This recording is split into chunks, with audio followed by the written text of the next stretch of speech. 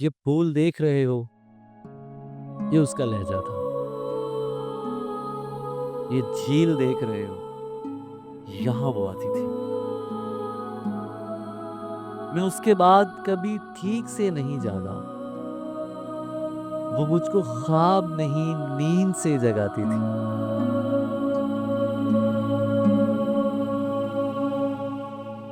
वो मुझको ख्वाब नहीं, नींद से जगाती थी। उसे किसी से मोहब्बत थी और वो मैं नहीं था।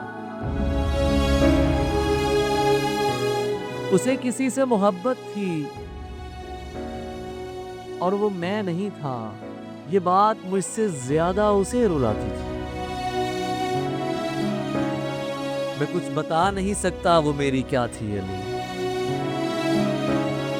कि उसको देख के बस अपनी याद आती थी।